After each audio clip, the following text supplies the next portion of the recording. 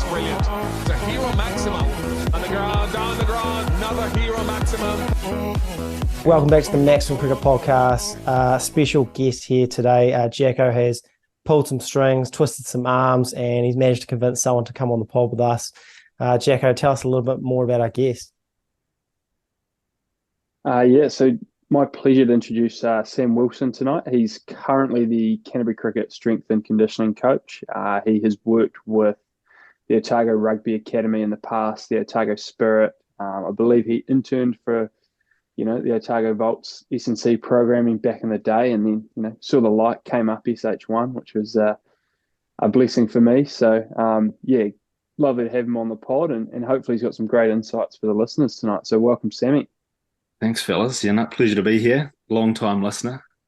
So looking forward to getting stuck in and talking some Girk. Yeah, and it's a very good list of accomplishments. My best accomplishment is an 100 against a one-armed cricketer. So good to sort of punch up with our guests, which is always nice. Yeah, good for them to bring the pod up, isn't it? Yeah. Okay, Sam, we'll just get cracking into some questions.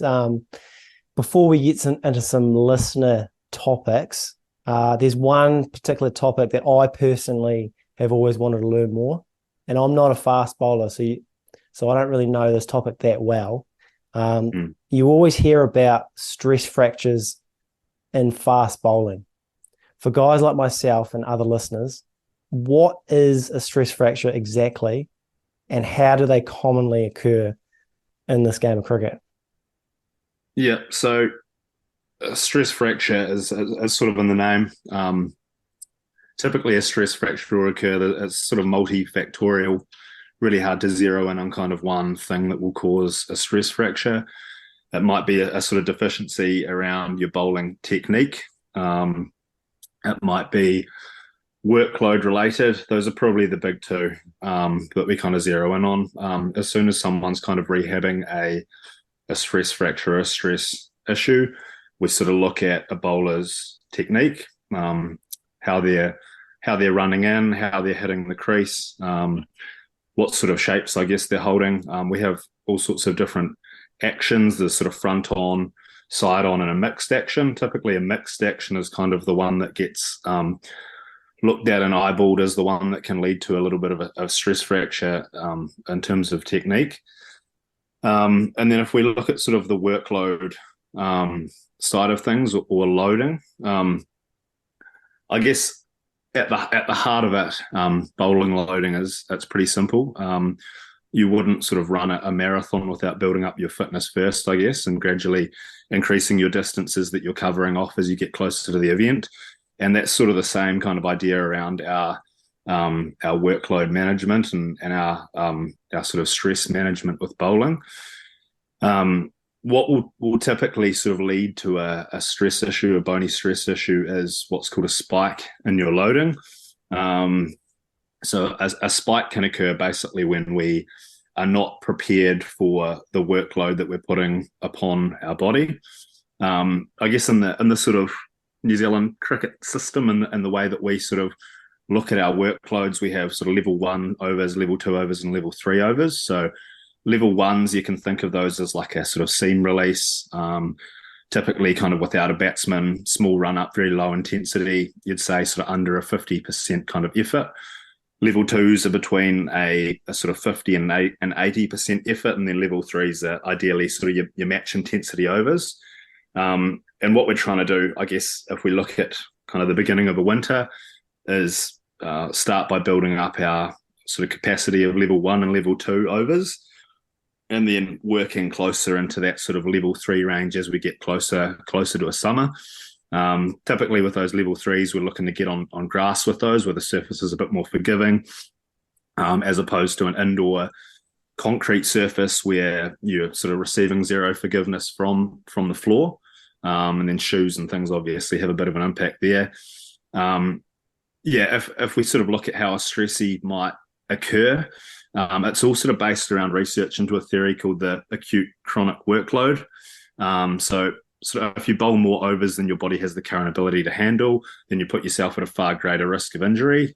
So let's look at a wee example, I guess. If you head into the nets on day one, let's say you're a clubby, day one of pre-season, and you decide that you haven't done any bowling kind of up until that point, the last season finished, you've gone away, you've wintered, you come back on day one of pre-season and you decide that you want to prove a point to the coach, charge in as quick as you can and don't stop until it's your turn to pad up towards the end of training with all the other bowlers. That's a pretty cut and dried example of a spike in your loading. You have zero preparation for the amount of overs and balls that you are bowling. So research suggests that a spike will occur somewhere sort of between 8 and 21 days. There's a danger period where your risk of bony stress injury skyrockets following that spike. So that's the sort of thing that can come on gradually over time. You know, it might be that you sort of wake up the next morning after that sort of day one of pre-season, you might feel a bit stiff and sore, but, you know, just put it down to general wear and tear and the fact you haven't bowled a ball in a while. But it's one of those things that gradually kind of creeps up on you. It's that 8 to 21 days where it might be 3 weeks down the track and all of a sudden you're clutching your back and you can barely move, you can barely bowl, and all of a sudden you're looking at missing a whole season. They're pretty detrimental injuries to your career, and like they'll put you out for a good solid, you know, like it can be up to 9 months. And then if you're getting an operation on it, if you need an operation and going down that route, like it's a long time that you can be on the sidelines. So it's something that especially in kind of the amateur game where you don't have coaches writing loading plans and you don't have sort of professional setups and the education that comes around them. It's it's a pretty real issue, especially probably around that kind of teenage age, around your sort of, I don't know, 14, 16-year-old kids where the body's still maturing, you're still growing up. You might not have those sort of professional habits. You don't have any of that bowling loading, and all of a sudden you're spiking, and you can be spiking regularly, and it almost becomes inevitable. It's a bit of an epidemic, really, amongst, like, you'd probably ask a lot of the guys in the Canterbury setup, and it's almost as bad as it sounds, like a rite of passage, if you've had one. Yeah, everyone's sort of had one, haven't they? Because I kind of wanted to direct the next part on like Jacko as like a fast bowler himself, and you were sort of cracking the Canterbury setup. What's it like when you're trying to, like, obviously crack a side, but you're trying to work on your loads as well? Like, who's telling you to pull yourself back, but in the same respect, you're trying to push your case? Like, what's it like juggling that load? Or are everyone pretty sort of educated nowadays? Yeah, I think we're pretty lucky in the fact that I probably came through after a horror summer. So like the year before I started in the sort of A system, I think it was the year Canterbury, like Daniel Sams came and played for Canterbury because there was like no healthy quicks in the Canterbury region. So I think the first year we started bowling in May to get ready for the season. So thankfully that issue is sort of avoided in the higher ranks because you've got such a build up into the season. But I suppose that juggle comes in when you get on grass for the first time and you get into matches and you are being told, like, look, it's your first or second bowl on grass. You probably don't want to go like 100%, but then they just said there's things on the line, so you do push yourself. So I mean, I've had a couple of injuries in pre-season, which, you know, you don't know if they could be avoided if you listen a bit more. But those are probably things you learn as an older head. But it's an interesting one. But thankfully, we're normally at the point sort of come September, October when cricket's starting to matter that we are sort of ready to go. Thankfully, so those issues sort of get abated away, which is a good thing. Who's normally, like, Sam, you'll probably know this, who's monitoring these loads? Is it you as a strength and conditioning coach, or is it the coach himself, or is it a bit of both? It's sort of different across different organisations. We have our bowling coach, Brendan Donkers, who does all of the loading for our guys, and it's his puppy, and he's really passionate around that area. And I will typically just communicate with him, and it's really important, I guess, in my role as the strength and conditioning coach to be really up to date in terms of that loading. If we look at what I'm doing, that's stress. It's stressing the system, stressing the body. The bowling is also stressing the body. So if you kind of have two different people going off in two different directions, and Donks has a period of bowling where he's looking to ramp up those level 3 overs and get guys really pushing the issue leading up to the season, and then I don't know, you might have me off in my little silo, trying to get guys lifting X amount of kgs, or creating X amount of velocity with sprints or jumps or bits and pieces like that. Things can quickly go awry. So yeah, but as I said, it's different across different organisations. I know some of the other provinces around New Zealand, you've got the S&C coaches riding the bowling loads. At other ones, you've got the physio that's riding them. So I guess that it doesn't matter all too much who is writing them.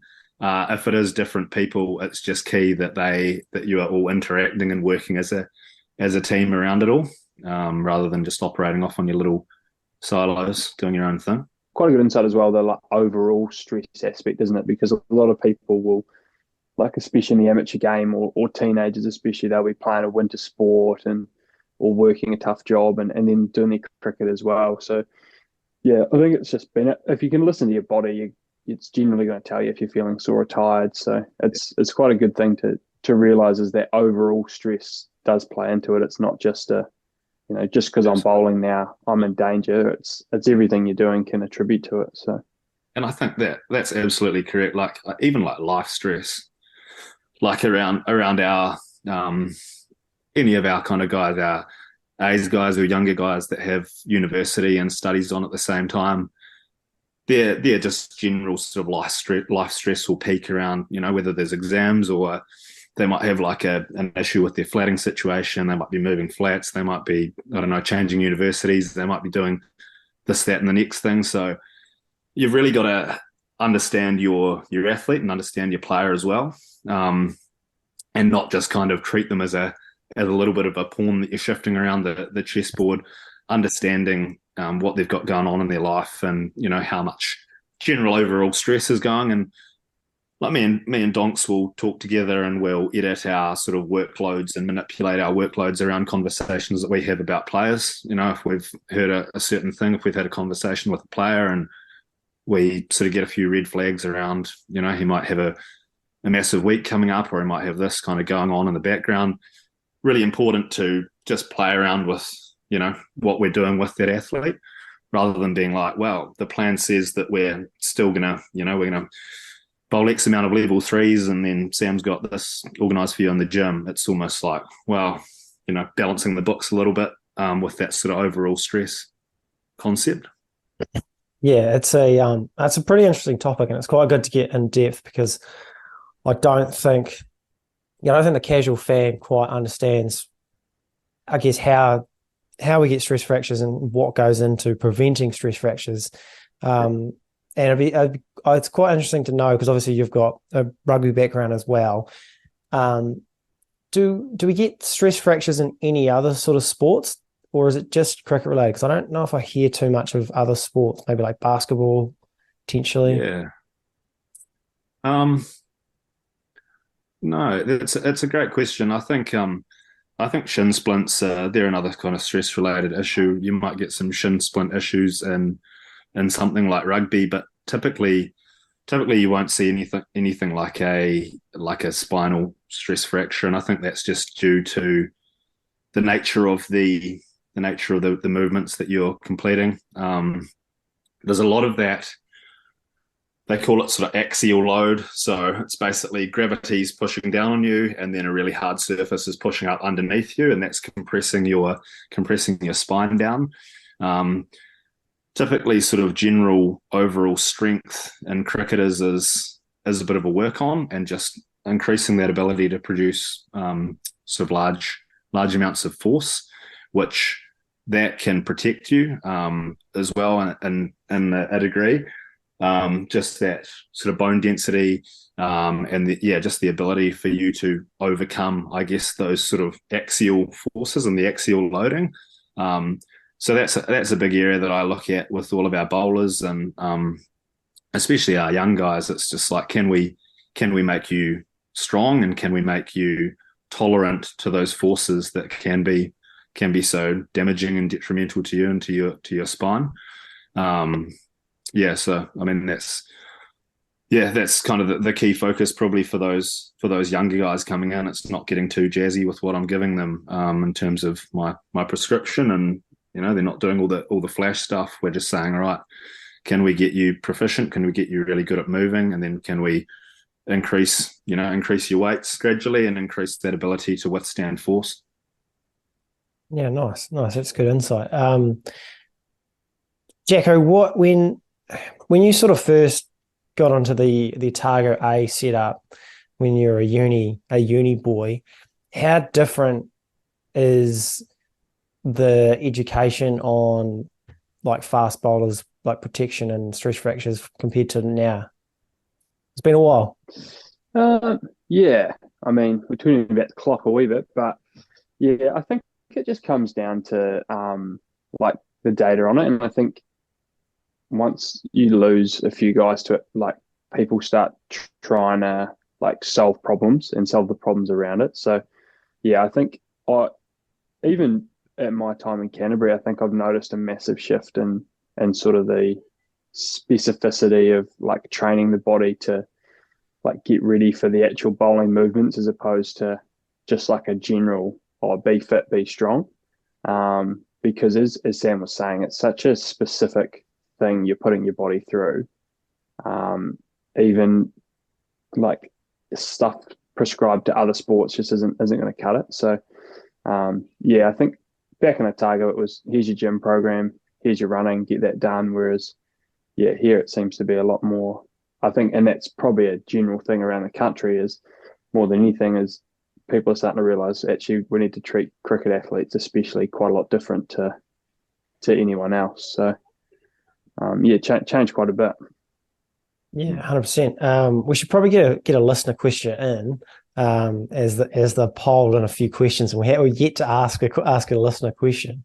But this is on the this is for fast bowlers in general.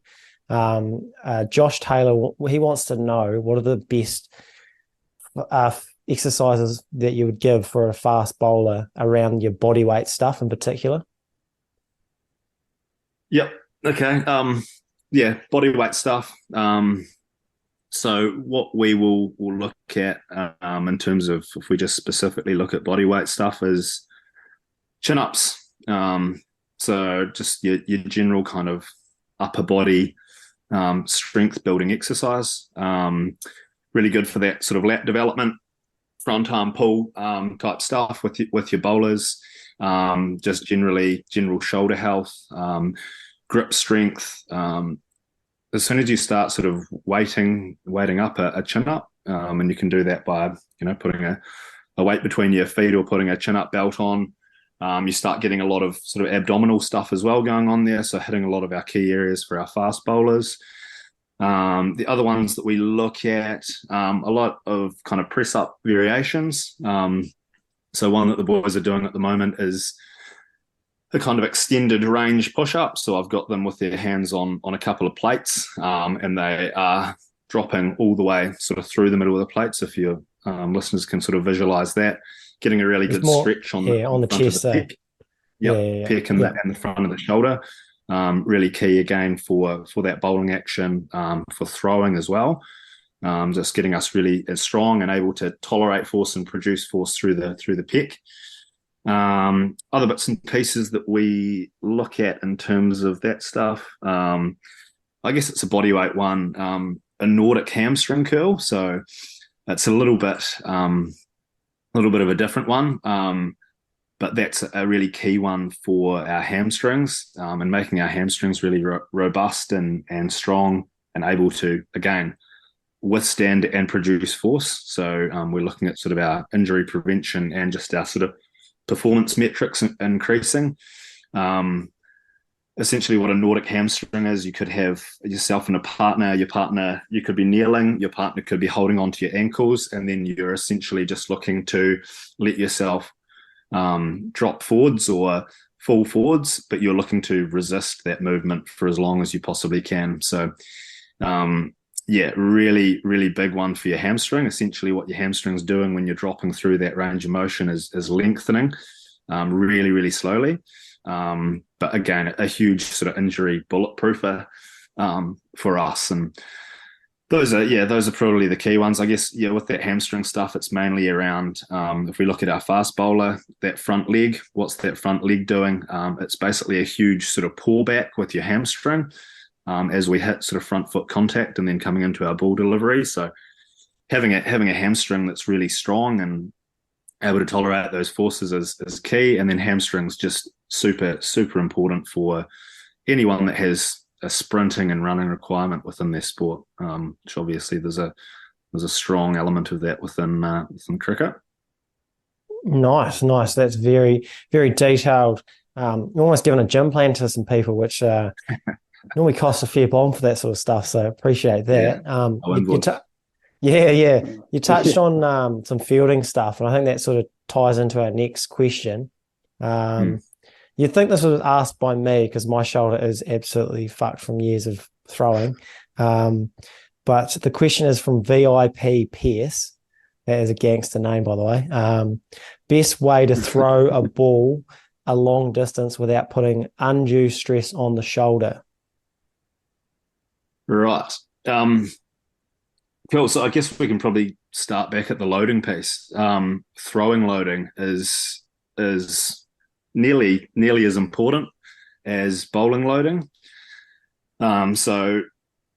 Typically and ideally we have our guys and girls following a throwing program, which kind of follows the same sort of protocol as a bowling loading program. We start with a sort of small number of lower intensity throws. Typically we can kind of control intensity using distance. So it might be that you start with 2 sets of 20 throws over 20 meters, just aiming to do, rather than a flat hard throw, it's just a loopy throw. And then as you kind of progress, you're just pushing that distance further and further back and increasing that, need to put more energy and force through the ball to get it to the target. So again, it's just following that whole sort of start with nice and easy, cruisy, smaller numbers, and then we're just increasing the volume of throws and the intensity of throws until we get to a certain distance. That's important, rather than just being like, well, I'm just going to see how far I can throw it here. I'm going to do X amount of throws at 50 or 60 meters or whatever, something that's going to strain your shoulder.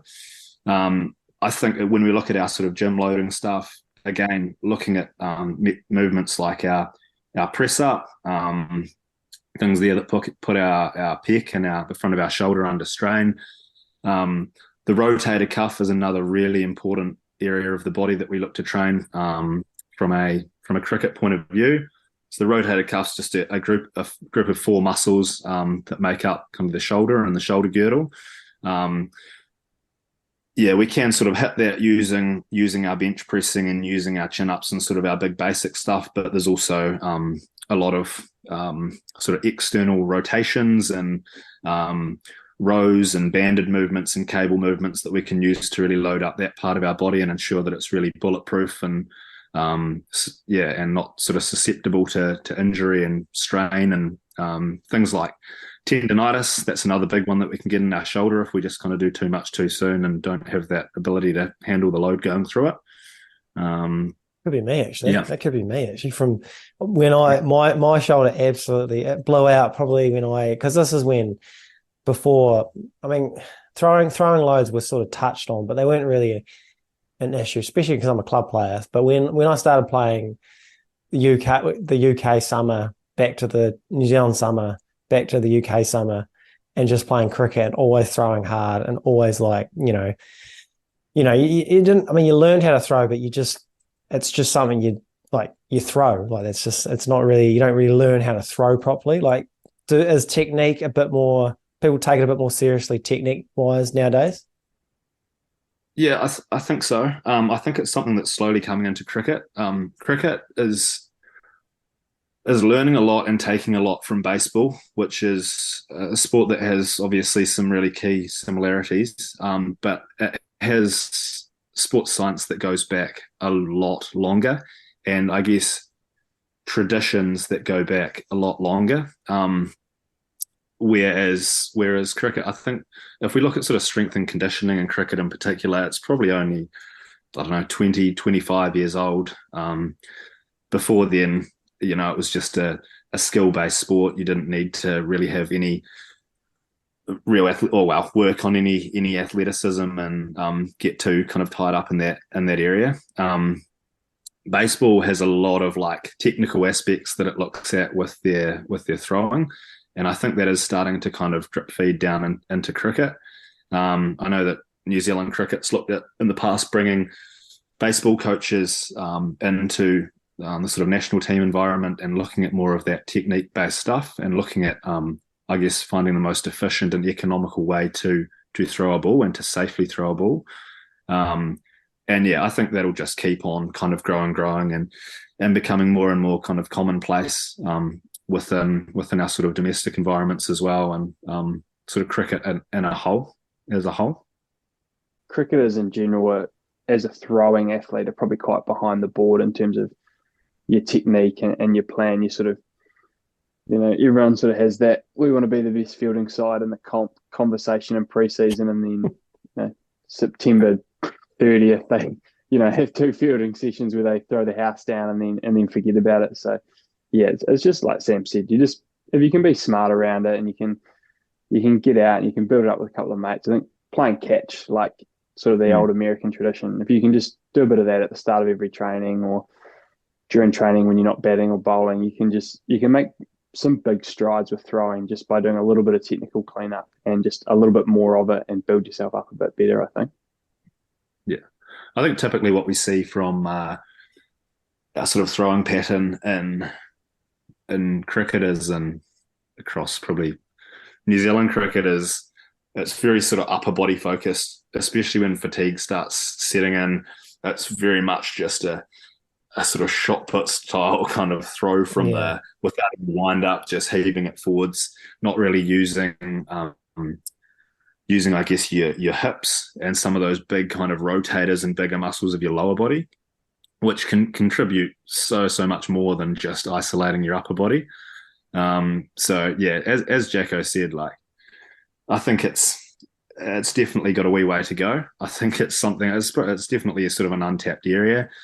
And something that's a bit more of a work on within the cricket space, especially when we compare it to the baseball space. But again, it's something that's just going to keep on growing and developing. Especially, I don't know, now that we've got Major League Cricket, we got more cricket kind of popping up over in the US. So yeah, there might be a little bit of a crossover there and some cool things happening in that regard. Yeah, I mean, we've seen like swing coaches come into the IPL, and I guess like with like everyone at the elite level is throwing properly, but I guess like once we see kids growing up and they have good techniques growing up, they're not just here's a ball, throw it. That's probably when we'll see a bit of a payoff. Just adding from that, I suppose we've had the body weight stuff, but for your standard, your clubby or your young guy starting to get into the sort of cricket specific gym, what would you say would be your top 5 exercises to sort of, if you press for time or pushing off? Obviously bench, biceps, tries are your beach muscles, but what are the 5 key exercises that are actually going to help you on the park this summer, not just down Sumner Beach or St Clair's on a Dunner Stunner? Yeah, nice. I'm glad that you elaborated that I can't just list off all 5 different variations of a bicep curl. Yeah. So if we look at sort of a top 5 and keeping it sort of general for a bit of a clubby, I guess my sort of caveat that I want to introduce to start is that we sort of want technique first over load. So I'll provide all of these things, but just make sure that technically you're thinking about learning the movement first before loading it up. Just put that there in the small print to start. First one I would probably look at is just something where you are driving a bit of maximal strength or maximal force through your lower body. So if we look at our sort of big bang for buck movements for driving that sort of adaptation, we'd look at our squat variations or a leg press. Leg press a little bit easier to learn. And yeah, that your sort of squatting movement a little bit more technical, but both of those focusing on developing that strength through your quads and your glutes, which are obviously really important muscles for all sort of facets of cricket, and sort of athletic performance in general. We mentioned it earlier on, so that'll be one. We mentioned it earlier on, chin up. So I think a chin up is just another really good sort of bang for your buck upper body movement. Really sort of adaptable. Every sort of gym space will have a chin up bar or a pull up bar. You can get ones for your home that you can put up in doorways and bits and pieces like that. And these just help us to get generally strong through the upper body, strong through your lats. As I said, there's a large sort of grip and abdominal demand that you can get from those ones. Especially if you sort of start getting into weighted chin ups and bits and pieces like that. The other one that I really like, this is sort of a plyometric, so it's looking at more of our sort of creating force, but creating it quickly, which is really important for cricket, which is such a sort of reactive, fast, responsive game. As some sort of horizontal jump, so we could say a broad jump. So that's we're looking to produce that rapid force. There's a really nice kind of crossover between jumps, between horizontal jumping, like a broad jump, and sort of how quickly you can accelerate and change direction. And I think it gets a wee bit sort of addictive. You can do these in just your sort of commercial gym or at home. I'd use sort of a tape measure, put a tape measure down on the ground, stand at the zero, jump as far as you possibly can, take a measurement from the back of your heel, log that, tick away at that for a few weeks in succession, and see if you can improve the distance that you're covering on that. Is a really good one.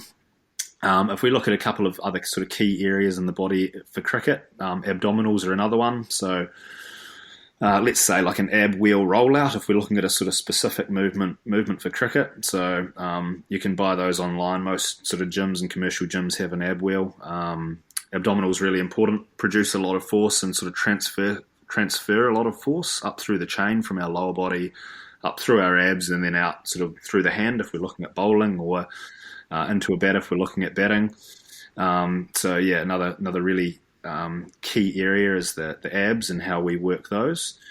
And then probably the last one is another area that we've sort of touched on already, and that's kind of our rotator cuff, or our sort of shoulder care sort of movement. So a really classic and typical one is like a cable or a dumbbell external rotation. And as I said earlier on, we can sort of work a lot of our sort of rotator cuff through our big basic muscles. But there's a lot of kind of little intricate ones there in the shoulder as well that just get worked from more isolated movements, like something like a dumbbell external rotation. And it's really important that we do kind of work that site, because it's a key injury site in cricket and a key performer as well in terms of looking at our throwing and bowling and bits and pieces like that. Awesome. Great start. So gym program sorted. Yeah, that kind of leads into a listener's question. He goes by the name of XD. There's some numbers and all sorts following, so it's a bit like a barcode. So we'll just call you XD. And he wants to know what's the best way to recover from a fitness session similar to the one you've just listed from training, and also like how does that differ from like a fast bowler bowling 22 overs in a day? How does he recover for like the next day to bowl, sort of thing? Right. I mean, when you're talking about recovery, there's a few sort of big rocks that won't change, dependent on if your exercise session is you're just looking to do a lift in the gym, or whether you've just gone out and bowled, X amount of overs in a day, and you're looking to, get up the next day and do it all again. And when we look at these sort of big rocks, I guess the first one would be your nutrition. So getting in a good sort of post-exercise meal, a good balance of kind of carbohydrates and proteins. If you struggle kind of getting your protein in via a meal, which some people kind of do after they've done exercise, they don't feel like actually sort of ingesting like a whole food. That's when you can look at your supplementation stuff. Careful to kind of stay in my lane here, but a pretty sort of typical supplement that you'll see people taking is like a whey protein supplement. So that's just being able to top up the protein, which is a key sort of recovery building block, but doing it without using that sort of whole food or something that's kind of harder to digest. Sorry. So that's kind of a key one, ticking off that nutrition side of things. The other one, if we look at it, the really important ones is sleep, and getting good quality sleep in. So I think most people now have heard sort of the 8 hours sleep is kind of key. And it is, and getting a really good quality sleep in as well. So there's things that we can do around our sleep, make sure that we aren't sitting on our phone too much prior to bed. Sleeping in a good sort of dark room, bits and pieces like that. Making sure we're sort of down regulated. We're not too amped up and stuff when we're trying to lie down and get to sleep. But 8 hours. 8 hours. Not is watching the Ashes all night. Not watching the Ashes all night. That's real tough. Real tough this time of year. Mate, tell me about it. An unnamed athlete this morning confessed to me that he fell asleep in the second session and woke up at 4:45 on the couch pre-gym this morning. So that's probably a do not for athlete recovery. But correct. Yeah. We won't name names there, but I know exactly who you're talking about. That's a friend of the show. Hydration is another one. So easy ways to kind of check your hydration, weigh yourself before and weigh yourself after, and that's kind of a good judge of what you've lost. It's probably going to be sweat, and then you can start kind of topping up based on that number, or checking the colour of your pee post exercise. So if it looks radioactive, start drinking more water. Barocca. Yeah, that kind of colour, or look at like an electrolyte drink, and then probably the other big one is just stretching, foam rolling. Probably not just kind of finishing off your day and then going and finishing up your session or finishing off your day of cricket and just going straight over and parking up on the couch and just letting things kind of stiffen up, and then all of a sudden you wake up the next day and you're in bits. I mean, I'm starting to realise very quickly why my body broke down at 28 as opposed to like Jimmy Anderson's playing at 41. Like I'm not ticking a lot of boxes from this episode, I'll tell you that much. Yeah. Like, no sleep, no stretching, poor diet. There's some hydration, but not the hydration you're talking about. Brown Powerades. I was lucky to get to 28 by the sounds of it. Yeah, it's the sort of stuff that you definitely sort of learn the hard way probably as well. Yeah, but you don't get it. You don't get it back. Like it's not like I know now, but I'm 31 now. It's too late. The race has been run. Yeah. Sort of we touched on a little bit, but like maybe just a quick like myths and mistakes in terms of cricket sort of S&C and recovery. I suppose we touched on making sure that technique's right in your lifting as opposed to the weight going up heaps. Any other sort of myths or mistakes off the top of your head that people should be sort of, getting out of theirs? Probably like there is a specific way that cricket is, I think, and we've sort of touched on elements of this in the chat so far, but I think a lot of cricketers, especially through the sort of the high school age cricketer, will adopt what generally will look like a bodybuilding style program, or a program that's probably catered more towards a rugby athlete, and that's just probably the nature of what you sort of come across when you're going through school, and what your mates are doing. Yeah, 100%. they might have seen something on, I don't know, TikTok or Instagram. It's probably like a bodybuilder's style of content where they're sort of lifting to failure and focusing on all these sort of isolated little areas that aren't necessarily or wouldn't specifically be catered towards the cricket athlete. Shane Watson did a bit of that. Shane Watson in that Australian area, remember him? He was like massive and bowled like really quick, but just like broke down all the time. Yeah. Yeah, I mean, there's a reason. You go, Yeah, Jacko. there's a reason Chris Trimlett's the only massive quick that's ever played international cricket, isn't there? Yeah. But there's a reason they all look like Anderson and Stain and Bolt and Southey. Yeah. Guys are also thinking about like what looks good. They're also like a rugby player does better in the circuit than a cricket player. It's just facts. Unfortunately, that's what guys are thinking. Like quite like vanity sort of styles. Unfortunately, yeah. A rugby player stands out from the crowd, don't they? That's right. You don't want to sort of when you're sort of 15, 16. It's all about the girls and that sort of social scene. You don't really want to look like a sort of long, sinewy, quick bowler type physique, do you? You'd rather look like I can bowl 22 overs, man. Why don't they want me? Honestly, just get me in front of a speed gun and I'll change your minds. Yeah. So no, I mean that's it, isn't it? It's and that's probably the big one. If we look at that sort of demographic, it's Can you think about your gym program and your S&C program more in terms of, I guess, a needs analysis of cricket? And for me, that's being able to produce large amounts of force, so that kind of general max strength sort of stuff. And then can you produce as much force as you possibly can in as little time as possible, which is essentially... That's the sort of game-changing stuff in cricket, isn't it? It's our sort of rate of force development, how quickly we can produce that force that will impact throwing, bowling, sprinting, hitting the ball. But it's training in a specific way. And bodybuilding, there's a little bit that has its kind of place in things, but it's not sort of the be-all and end-all of cricket performance, I suppose. Nice. I just got one last question, and I'm not 100% sure if this guy is taking the piss or not, but I'm going to give him the benefit of the doubt. So if this is a stupid question, let me know, but we'll ask it properly. Is there anything you can do to recover faster if you get hit on the box while batting? Because obviously, it's very painful. Everyone laughs, but how do you sort of get back on the horse, so to speak, and face up to the next ball? Have you ever had someone call you out, say, Sam, fuck, I've just been cleaned up, boxes and bits? That's typically where I whip my head around and check if the physio's nearby and just completely throw that sort of hospital pass over to them.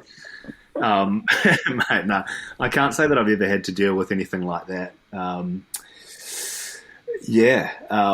Guys are just Happy Gilmore, like baseball scene, just trying to strengthen that area. Used to it. Maybe that's the key. Yeah, maybe that's the key. Take more shots. Potentially, just look to build up as much sort of muscle mass in that kind of region as you possibly can. Yeah, what is a game changer is double boxing, I reckon. Strap two together. Fuck. Double boxing? That's wild. Yeah. Game changer. How do you even run with that? They say that in terms of like your concussions and bits and pieces like that, neck strength increases your decreases your susceptibility to concussions and bits and pieces like that. So there might be some sort of way that can have a little bit of a crossover to downstairs. You might be able to. We're talking Kegel exercises, are we? Yeah. We could just be. That could be the. I'll throw another. And are they in my program for Monday? Expect them Monday.